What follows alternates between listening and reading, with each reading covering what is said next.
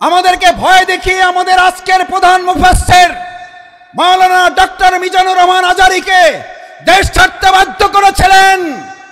আজ এসে দেখে যান, আপনি নেই, আমাদের ডক্টর মাওলানা মিজানুর রহমান শুধু নেই, তার লক্ষ লক্ষ ভালোবাসার মানুষেরা টেকুয়া শুধু নয়, গোটা বাংলাদেশকে আজ আলো ছড়িয়ে দিয়েছে। আপনারা সাইদি সাহেবকে হত্যা করেছেন, এক সাইদির মাল্লার অনুপস্থিতিতে লক্ষ সাইদি আমাদের তৈরি হয়ে কোরআনের দাওয়াত পৌঁছে দিচ্ছে। আমাদের হত্যা করা যায়, আমাদের ফাঁসি দেওয়া যায়, আমাদের শেষ করা যায় না, আমাদের শেষ করা যাবে না। হযরত ইব্রাহিম আলাইহিস সালামকে আগুনে ফালানোর জন্য মাসব্যাপী যখন আগুনের কুণ্ডলী তৈরি করা হচ্ছিল,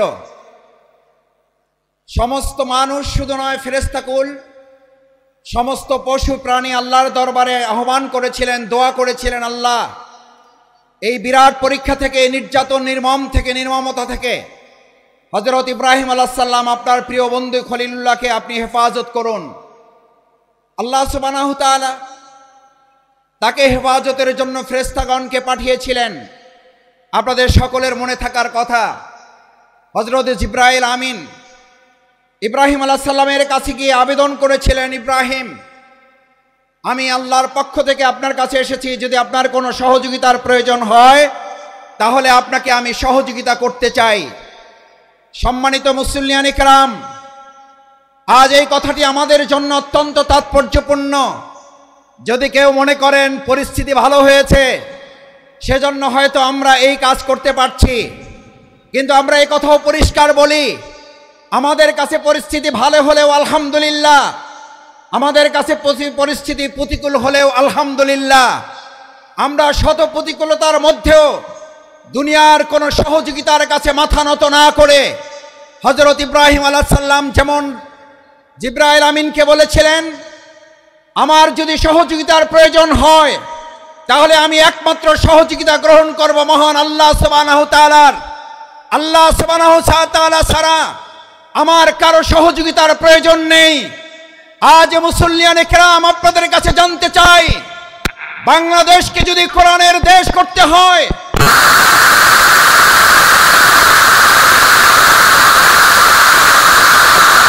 আমাদের ত্যাগ এবং কোরবানির পরীক্ষায় উত্তীর্ণ হতে হয়। সেই অগ্নি পরীক্ষায় আমাদেরকে সহযোগিতার জন্য এক আল্লাহ ছাড়া দুনিয়ার আর কাউকে না পাওয়া যায়, তাহলে আজ এই জনসমুদ্রের কাছে জানতে চাই, আমরা এক আল্লাহ ছাড়া আর কারো সাহায্য কি আমাদের দরকার হবে? আমরা কার সাহায্য চাই? কার সাহায্য চাই? একবার সেই আল্লাহকে আমরা ডাক দিতে চাই। আমরা সবাই আল্লাহকে একবার ডাকতে চাই, আল্লাহ আল্লাহ।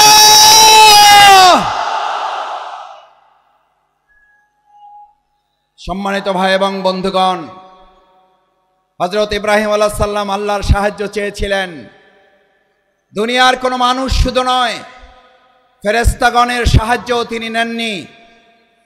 যে ইব্রাহিম আলাইহিস সালাম আল্লাহর সাহায্যের ভরসা করেছিলেন, সেই ইব্রাহিম আলাইহিস সালামকে আল্লাহ তাআলা সাহায্য করেছেন না করেন নাই? আগুনের মধ্যে তাকে বাঁধা রশিটা পর্যন্ত পুড়ে গেছে। হযরত ইব্রাহিম আলাইহিস সালাম আগুনের স্পর্শ করা তো দূরের কথা, হযরত ইব্রাহিম আলাইহিস সালাম সেই সময়, ওই সময়টুকু যা তিনি আগুনের মধ্যে অবস্থান করেছিলেন, সেই সময়টুকুকে বলা হয়ে থাকে তিনি তার জীবনের সবচেয়ে সুখী এবং আরামের জীবন যাপন করেছেন।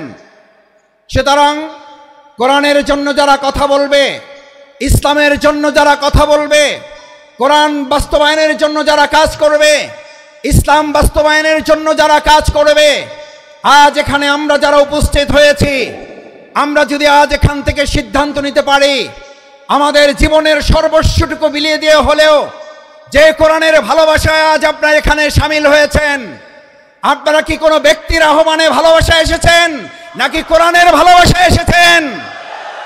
কিসের ভালোবাসা এসেছেন?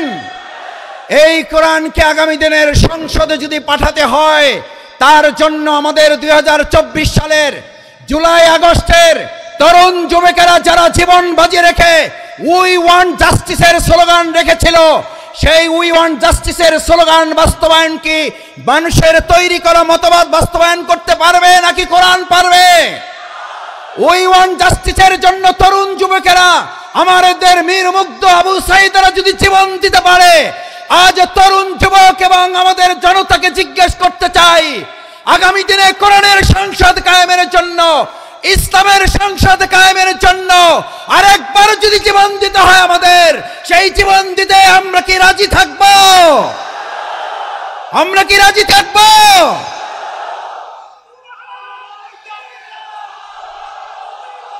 সম্মানিত ভাই এবং বন্ধুগণ, আল্লাহ সুবহানাহু ওয়া তাআলা মহাগ্রন্থ আল কোরআনে আমাদের জন্য উল্লেখ করেন, আল্লাহ তাআলা আমাদের জন্য উল্লেখ করেন,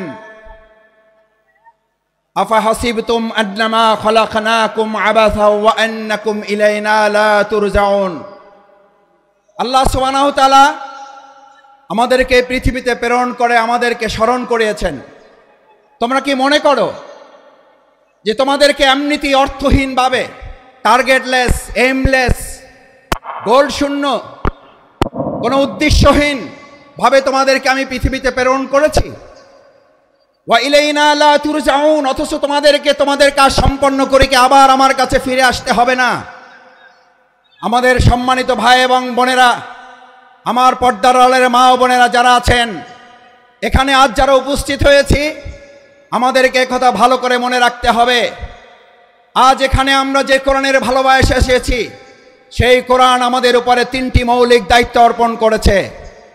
এক, আল্লাহ সুবহানাহু ওয়া তাআলা বলেন, আফা হাসিবতুম আন্নামা খালাকনাকুম আবাসা, আমি তোমাদেরকে অর্থহীনভাবে পৃথিবীতে সৃষ্টি করি নাই, আমি তোমাদেরকে পৃথিবীতে সৃষ্টি করেছি একটা গুরুত্বপূর্ণ উদ্দেশ্য নিয়ে।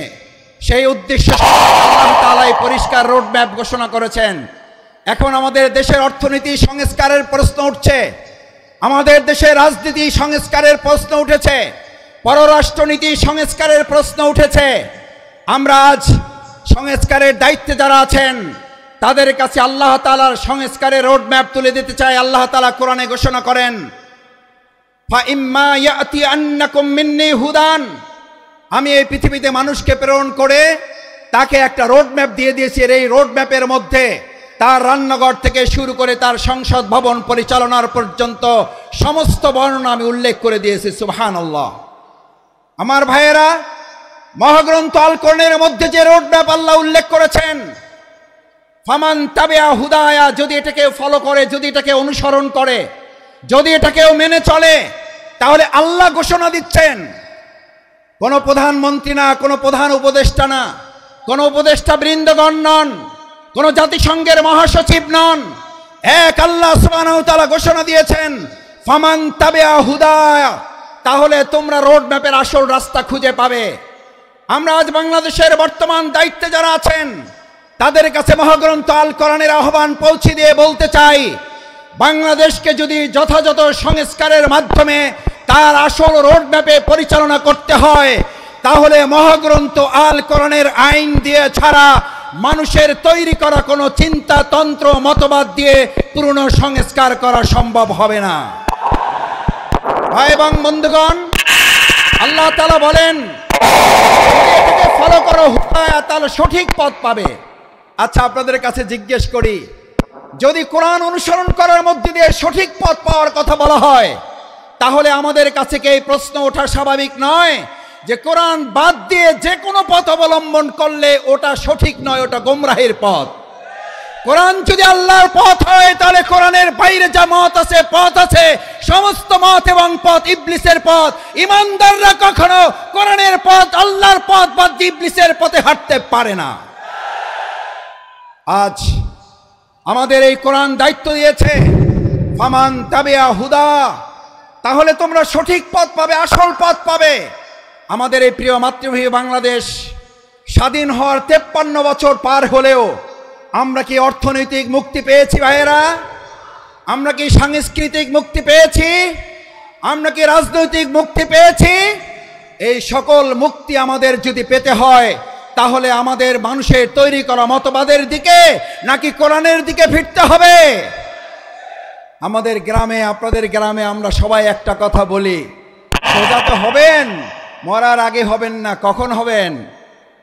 কখন হবেন? কাপড় দিয়ে যখন পায়ের কাছে একজন ধরে আর মাথার কাছে একজন ধরে, দুই থেকে দুইজন ধরে আর টানে, বলে যে আরো সোজা করো, আরো টাইট করো।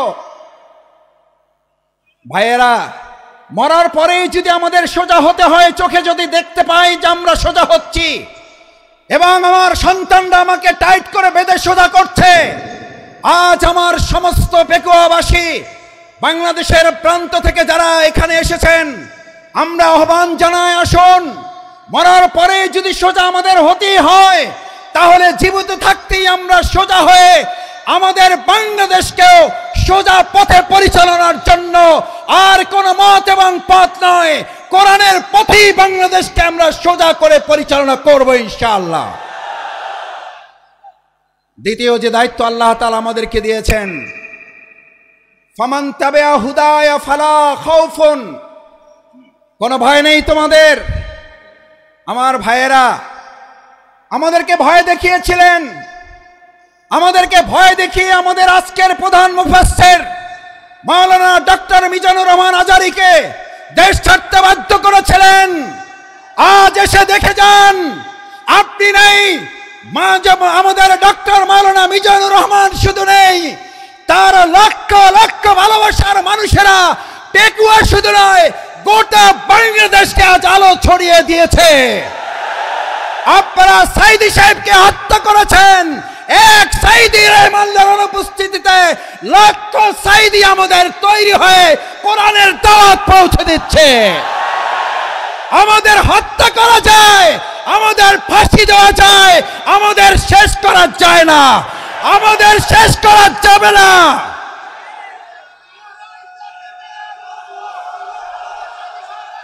সম্মানিত ভাই এবং বন্ধুগণ, সম্মানিত ভাই এবং বন্ধুগণ, ফালা খাউফুন, সুতরাং আমাদেরকে আপনি ভয় দেখাবার কে? যারা আমাদেরকে ভয় দেখিয়েছেন, 17 বছর এই বাংলাদেশের 18 কোটি নাগরিককে আপনারা ভয় দেখিয়েছেন। শেষ পর্যন্ত আপনারা ভয় দেখাতে দেখাতে এতটা ভয় পেলেন যে আপনারা দেশের জেলখানায় পর্যন্ত জায়গা হলো না, আপনাদেরকে দেশ ছেড়ে পালাতে হলো। আল্লাহ তাআলা নিশ্চিত করেছেন, ফালা খাউফুন, তোমাদের ভয় পাওয়ার কোনো দরকার নেই, কারণ যারা আল্লাহকে ভয় করে তাদের দুনিয়ার আর কাউকে ভয় করতে হয় না, বরং গোটা দুনিয়া তাদেরকে ভয় করে। ফালা খাউফুন আলাইহিম ওয়ালা হুম ইয়াহজানুন।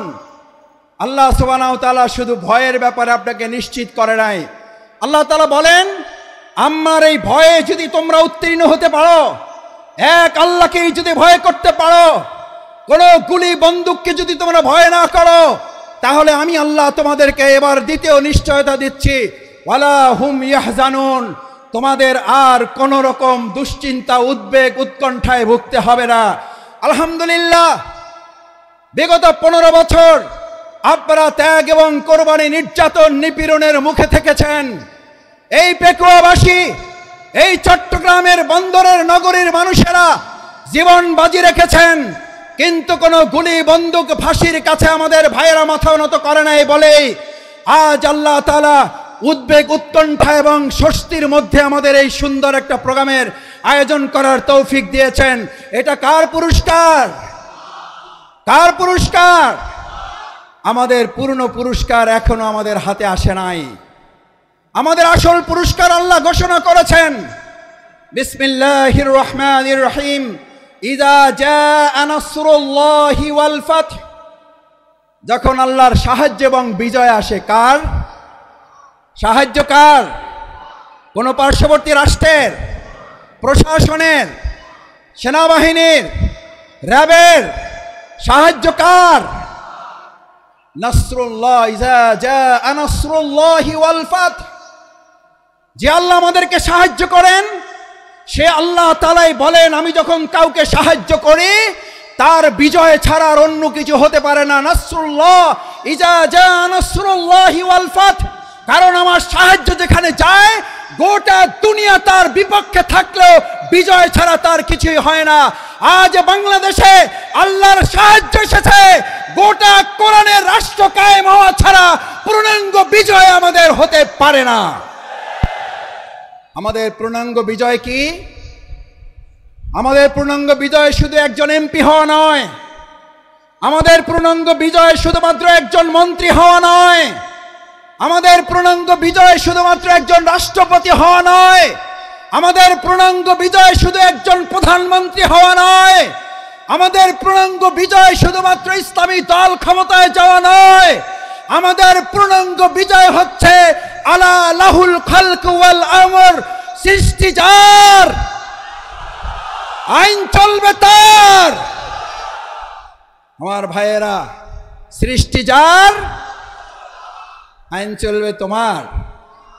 আইন চলবে কার? আইন চলবে কার? বাংলাদেশ আজ সেরকম একটা সুন্দর কল্যাণমূলক রাষ্ট্র বিনির্মাণের জন্য এখানে যারা এসেছেন, কোরআনের প্রেমে যারা বসেছেন, কিসের উপরে বসেছেন এটা চিন্তা করেন নাই। আপনার মাথার উপরে ফ্যান আছে, লাইট আছে, বাতাস আছে নাই, চিন্তা করেন নাই। আজ এখানে যারা এই কোরবানি পেশ করে কোরআনের ভালোবাসায় সমবেত হয়ে গায়ে গা লাগিয়ে লক্ষ লক্ষ জনতা এখানে হাজির হয়েছে, নিয়ে যেতে পারেন। রাসূল করিম সাল্লাল্লাহু আলাইহি সাল্লাম এরকম মজলিসকে সামনে রেখে আমার মুসল্লিয়ানে কিরামগণকে উদ্দেশ্য করে, এই জামানাকে উদ্দেশ্য করে রাসূল করিম সাল্লাল্লাহু আলাইহি সাল্লাম সাহাবীদেরকে স্মরণ করালেন। দুর্ভোগ হচ্ছে সেই মানুষের জন্য, ভালো করে খেয়াল করুন, দুর্ভোগ হচ্ছে সেই মানুষের জন্য, দুর্ভোগ হচ্ছে সেই মুসলিমের জন্য, দুর্ভোগ হচ্ছে সেই কোরআন প্রেমিকের জন্য যে আল্লাহকে ভুলে গিয়ে নিজেকে নিয়ে ব্যস্ত হয়, যে আল্লাহকে ভুলে গিয়ে নিজেকে নিয়ে ব্যস্ত হয় এবং সে নিজেকে নিয়ে ব্যস্ত হতে গিয়ে দুনিয়ার সব কিছু থেকে বঞ্চিত হয়ে যায়। আমরা কি দুনিয়া থেকে বঞ্চিত হয়ে নিজেকে নিয়ে ব্যস্ত হব না আল্লাহকে নিয়ে ব্যস্ত হব?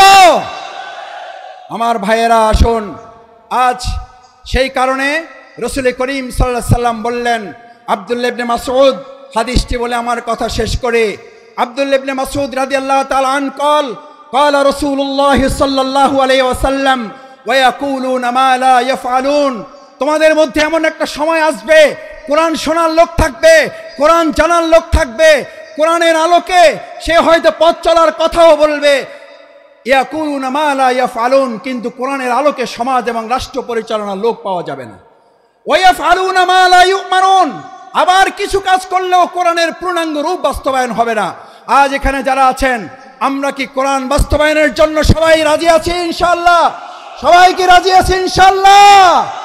আল্লাহ মেহেরবানি করে হাতগুলো আপনার আরশের আজিমের ক্যামেরায় এগুলো তুলে নিয়ে কাল কিয়ামতের দিন কোরআনের কর্মী হিসাবে আমাদেরকে নাজাতের জন্য, জান্নাতের জন্য আপনি কবুল মঞ্জুর করুন।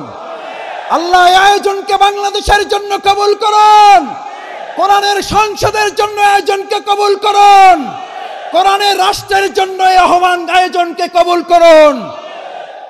সম্মানিত ভাই এবং বন্ধুগণ, আসুন আমরা আমাদের প্রধান মুফাসসিরে কোরআন হযরত মাওলানা ডক্টর মিজানুর রহমান আজারি হাফিজাহুল্লাহর কিছুক্ষণের মধ্যে আপনাদের সামনে কথা বলবেন। আমরা দোয়া করি অন্যান্য উলামায়ে কেরামগণ আরও কথা বলবেন। আল্লাহ সুবহানাহু ওয়া তাআলা আমাদের এই প্রিয় মাতৃভূমিকে সব ধরনের বিশৃঙ্খলা ষড়যন্ত্র থেকে হেফাজত করুন। সকলে বলুন আমিন।